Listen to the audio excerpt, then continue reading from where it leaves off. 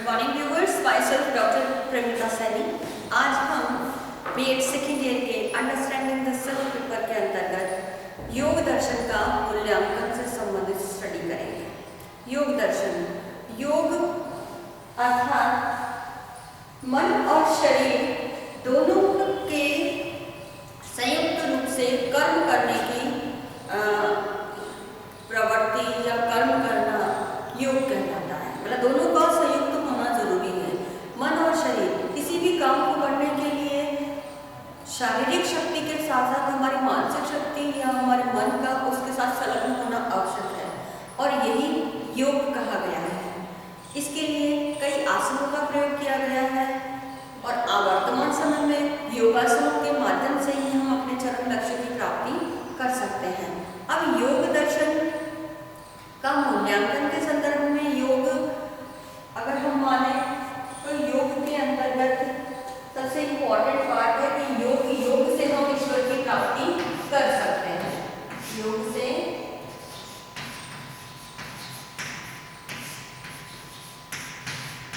ईश्वर की प्राप्ति कर सकते हैं। और योग में एक विभिन्न अवस्था जो हमारी शारीरिक अवस्था के साथ साथ सबसे इम्पोर्टेंट रोल प्ले करती है हमारी मानसिक अवस्था। इस मानसिक अवस्था के आधार पर ही हम ईश्वर की को प्राप्त कर सकते हैं और ईश्वर को प्राप्ति करने का उद्देश्य होता है कि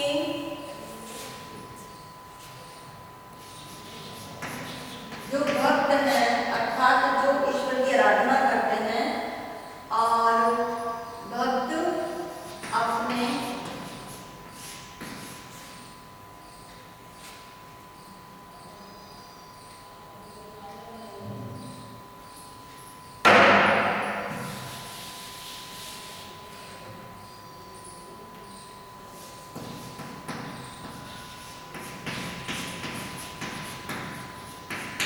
और ईश्वर की आराधना क्यों करते हैं?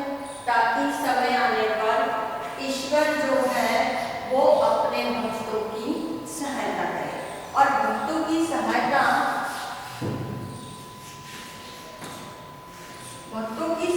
करने के उद्देश्य से ही ये भक्त जो है वो क्या करते हैं? योग लगाते हैं। या योग लगाने का मतलब है ईश्वर को याद करना, ईश्वर को याद करना।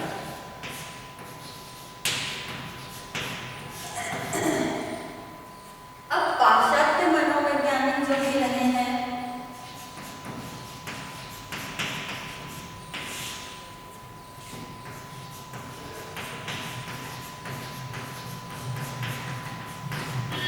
पाश्चात्य मनोवैज्ञानिक जो भी रहे हैं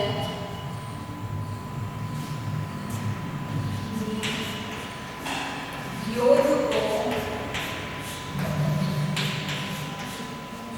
रहस्यवाद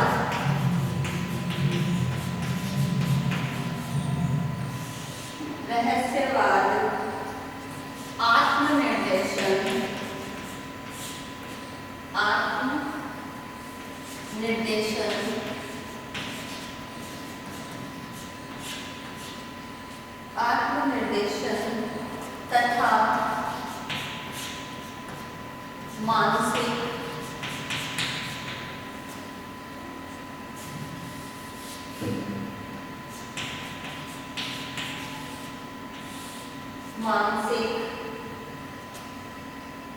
व्याधि की अवस्था से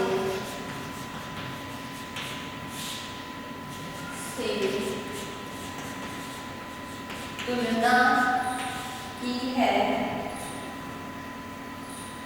और जो भी तर्क दिए हैं वह अज्ञान पर आधारित है।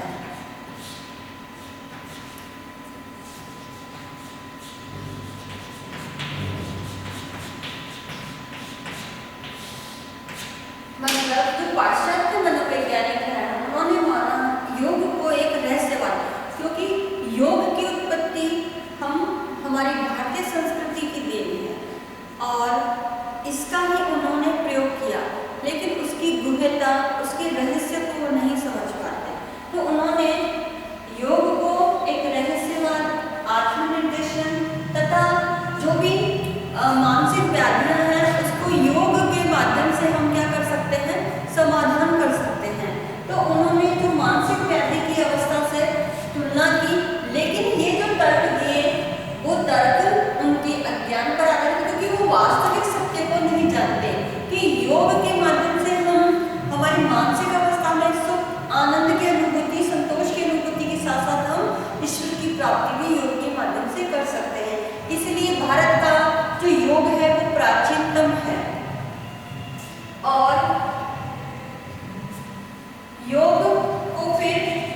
भारत में एक व्यवहारिक विषय माना जाता है। योग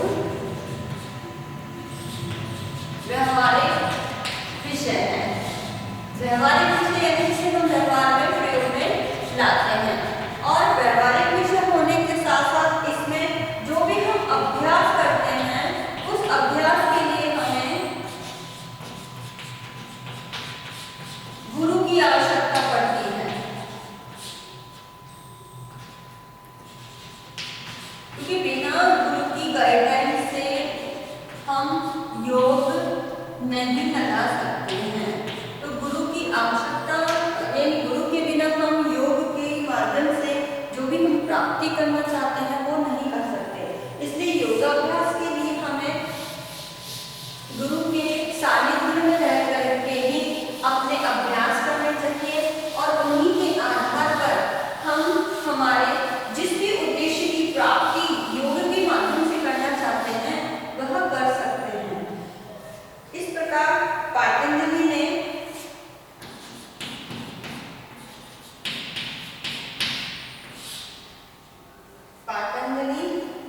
के योग सूत्र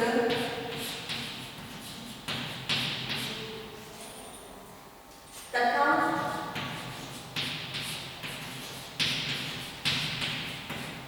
कपिल के सांख्य दर्शन, ये दो दर्शन जो दिए गए हैं, सांख्य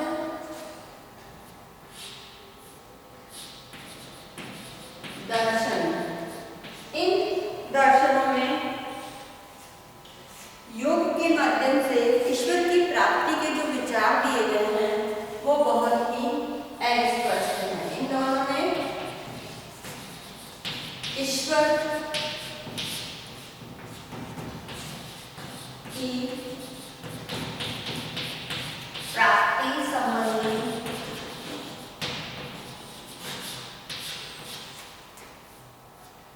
विचार या जो भी तर्क दिए हैं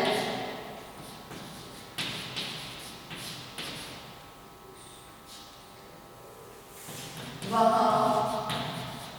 अस्पष्ट है, यानी उनके माध्यम से हम ईश्वर की प्राप्ति, उनकी गाइडलाइन या उनके दिशा निर्देशों के आधार पर अगर हम योग कर लगाते हैं तो उसके माध्यम से हम ईश्वर की प्राप्ति नहीं कर सकते हैं।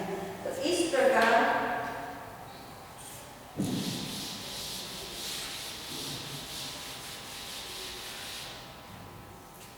फिर एक विज्ञान भिक्षु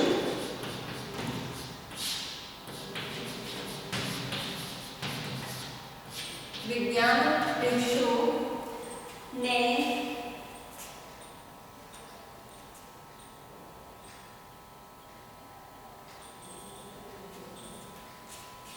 पातंजलि की योग सूत्र और कपिल मुनि के जो सांख्य दर्शन है उस पर अपने विचार प्रस्तुत किए हैं। वो विज्ञान भिक्षु नामक व्यक्ति है और विज्ञान भिक्षु ने कहा है कि कपिल ने, यानी कपिल मुनि, कपिल ने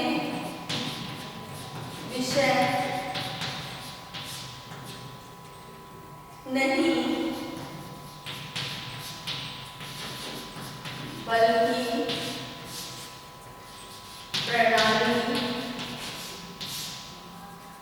प्रणाली का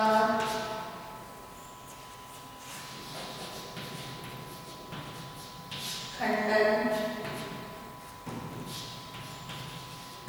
किया है और उसी के विरोधी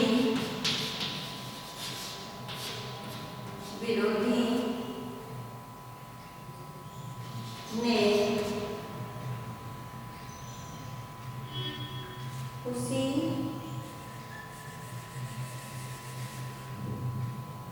उसी का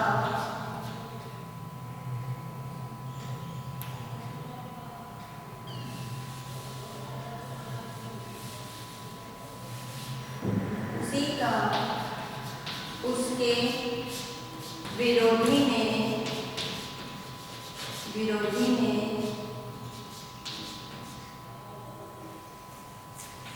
खंडन किया। यानी विज्ञान विश्व ने कहा कि पातंजलि ने जो योग सूत्र बताया उसमें योग से संबंधित जो प्रणाली है, क्योंकि उन्होंने योग को स्वास्थ्य से जोड़ा और उसमें योगासनों को ज़्यादा इम्पोर्टेंट दी। तो इस प्रकार योग एक विषय नहीं बल्कि एक प्रणाली, एक प्रक्रिया, एक सिस्टम है जिसके माध्यम से हम स्वास्थ्य संबंधी उपचार कर सकते हैं। ठीक है। और कपिल मुनि ने सांख्य दर्शन के अंदर पे अपने तर्क दिए हैं और उन्होंने उससे संबंधित योग से संबंधित अपने विचार प्रस्तुत किए। फिर विज्ञान विश्व ने कहा कि कपिल ने अपने विषय का नहीं बल्कि उस प्रणाली का खंडन किया है। ठीक है। इस प्रणाली में हम योग सूत्र में योग को एक विषय न मान करके एक प्रणाली मानते हैं, तो उसने उस प्रणाली का खंडन कर दिया। और जो उसका विरोधी है ये पातंजलि, तो पातंजलि ने फिर उसने जो विषय माना है उस विषय का खंडन किया है। तो इस प्रकार दोनों ने ही योग सूत्र के अंदर कपिल मुनि ने प्रणाली का खंडन किया और पातंजलि ने उसके अपोजिट उस विषय का खंडन किया, जिसमें योग से संबंधित विचार उन्होंने अपने अपने योग सूत्र और सांख्य दर्शन में दिए हैं। तो इस प्रकार दोनों में थोड़ा सा विरोधाभास होता है। फिर सांख्य जो दर्शन है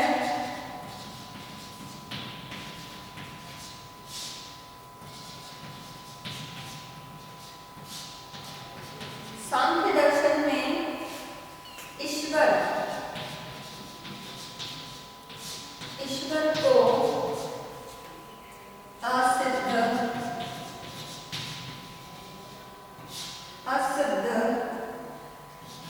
करने की चेष्टा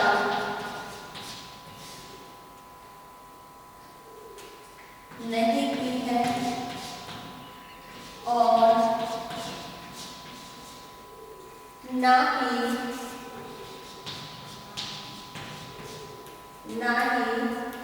योग द्वारा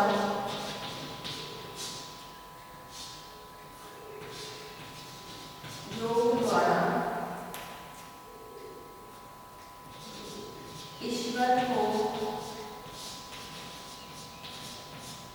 सिद्ध करने का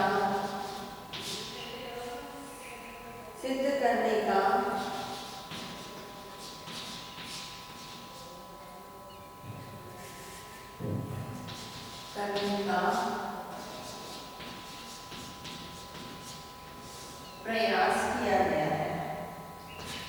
इस प्रकार सांख्य और योग, अगर हम इसमें माने सांख्य दर्शन और योग, ये दोनों क्या है? एक ही दर्शन के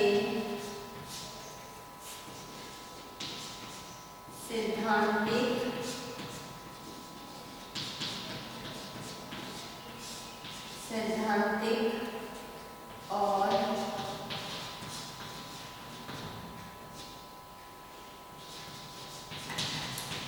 व्यवहारिक पक्ष है। अब इस योग दर्शन के मूल्यांकन में अगर हम ये देखते हैं, क्योंकि योग इससे संबंधित जो फैक्ट्स ज़्यादातर आए हैं वो दो ही हम कह सकते हैं दो ही व्यक्तियों द्वारा दिए गए। ठीक है। वो एक तो हम पातंजलि के योग सूत्र में देखते हैं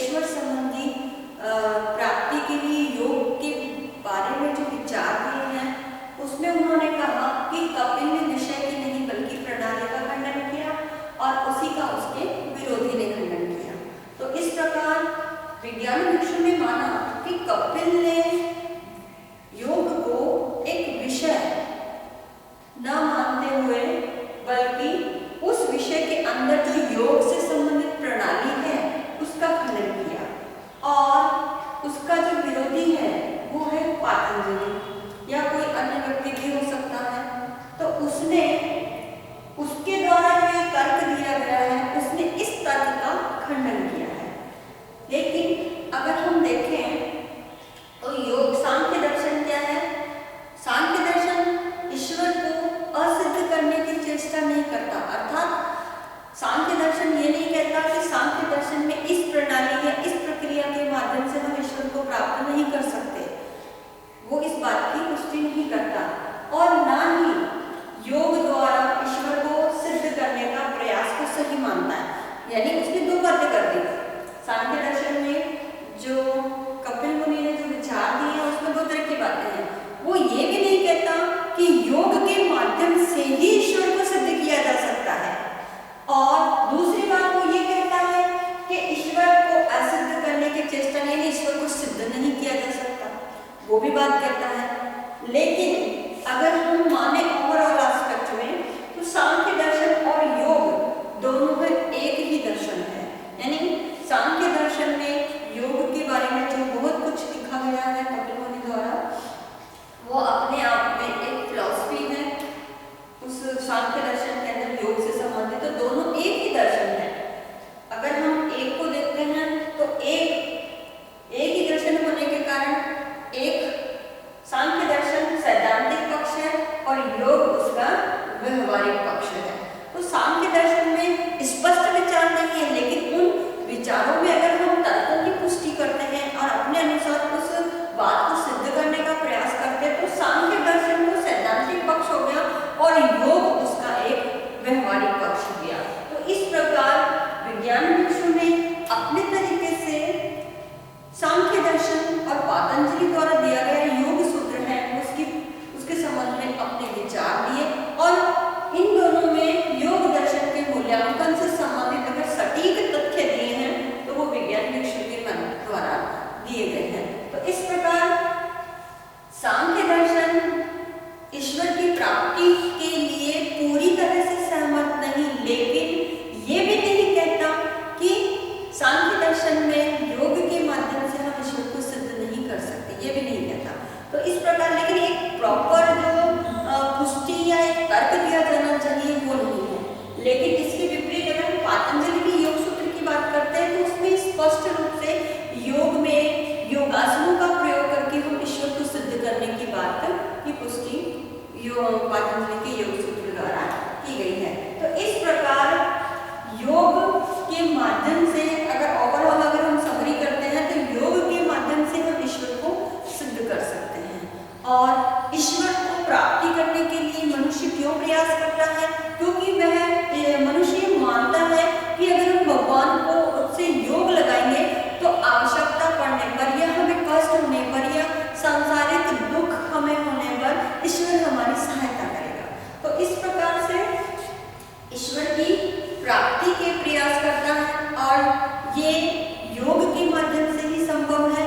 और योग लगाने के लिए हम विभिन्न आसनों का प्रयोग करते हैं, जिसमें अगर हम माने तो सबसे अच्छा है पद्मासन है, सुखासन है, जिसकी अगले वीडियो में या नेक्स्ट वीडियोस जो रहेंगे उसके अंदर हम उन आसनों के बारे में डिटेल में स्टडी करेंगे और उनके माध्यम से हमारी फिजिकल जो पोजीशन क्या होती है और उसके माध्यम से जो हमारी मानसिक अवस्था ईश्वर की आराधना से संबंधित या ईश्वर की प्राप्ति या ईश्वर से योग लगाने से संबंधित होती है उसके बारे में भी चर्चा करेंगे। तो इस प्रकार आज की वीडियो में हमने योग दर्शन का मूल्यांकन किया है और इससे संबंधित अब आपको एक असाइनमेंट दिया जाता है।